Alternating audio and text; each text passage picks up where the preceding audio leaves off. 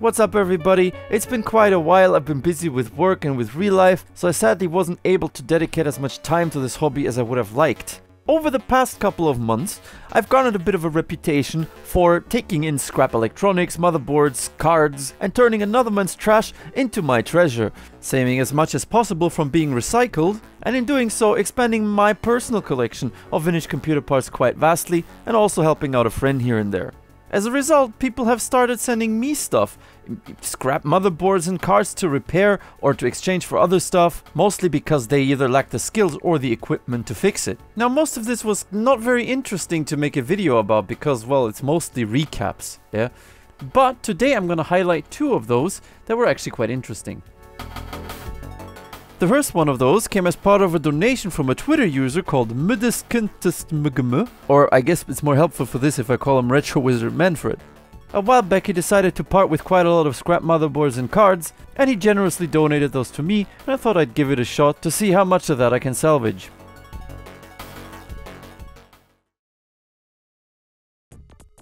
This is an ASUS P55T2P4. What's wrong with it? Let's take a look at the original unboxing.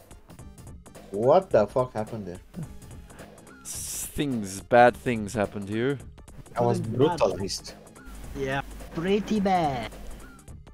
These were common. It's a classic Intel 430HX motherboard. This one even has a split voltage regulator so you can run MMX CPUs on it. It also has a tag RAM here. I don't know if that's necessary or not. Aside from the missing BIOS chip, look at this damage on the keyboard controller. Looks like somebody has been trying to pry it off with a screwdriver. That's insane, pins severed off and everything. There's also some damage on this Dallas real-time clock chip here, but the chip doesn't have pins here anyway, so that's okay. That keyboard controller has to come out though.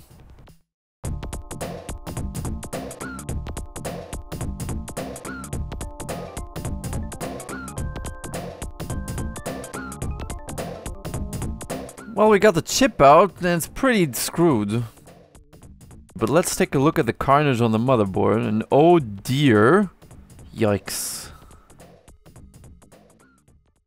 Well, back on the grind we go with the grinding tool, exposing some copper around the interruptions, and then bridging them with some 0.15mm wire.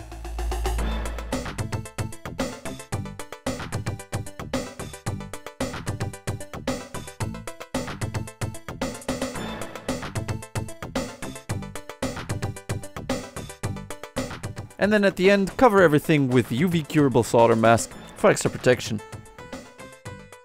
Keyboard controllers are kind of hard to come by these days, so a replacement would be costly. But I think we may be able to repair this chip instead. So I got to work with the grinding tool and noticed fairly soon it's no match for this chip. So I had to take out the big guns. Here's the Dremel tool. I grinded off the top of the casing where the broken pins were. I then tinned the newly exposed copper and soldered some solid core wire to those pads, which then act as new pins.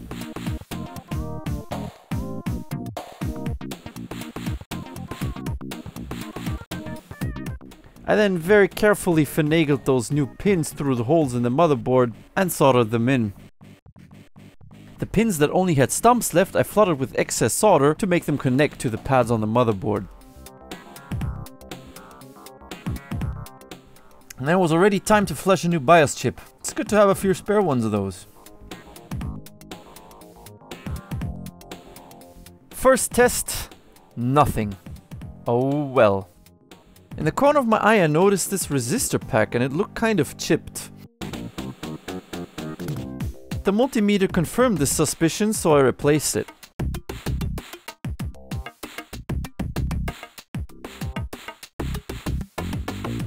And here it is in all its installed glory.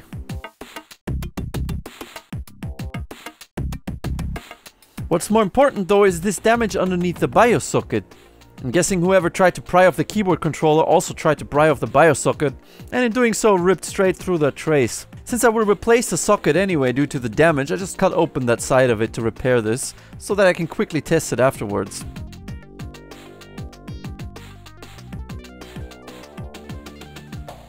Let's give it a test.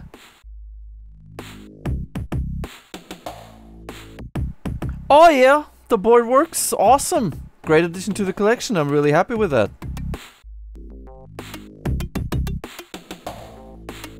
Can't forget finishing off the repair though by removing the old socket, covering the fix with some UV solder mask, curing it, and then placing a new socket.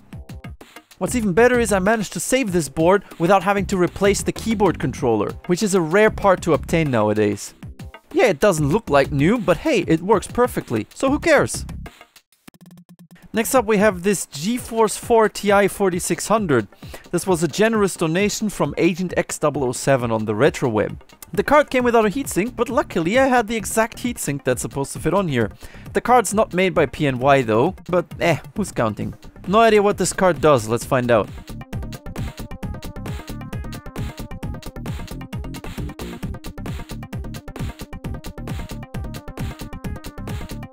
Yo! Well, the card boots, that's a good sign, but there's a RAM problem, there's lots of garbage on the screen.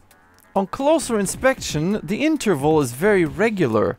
You can see here in exactly 8 characters there's 2 broken ones every line. And it's not like there's regular garbage on the screen, it looks almost like noise, as if it was an open buzz.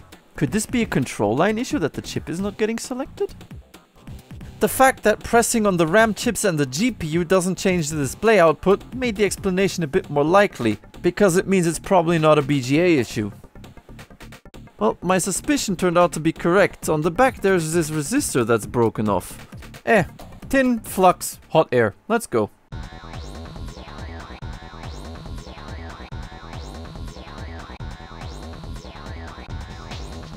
While trying to fix it I accidentally flipped it upside down. Not my day. Anyway, it's gonna be fine. Oh, hello! Oh, awesome! So far so good, let's see what Windows has to say about it. Oi, that definitely looks like a working 4600. Let's install a benchmark like 3D Mark 2001.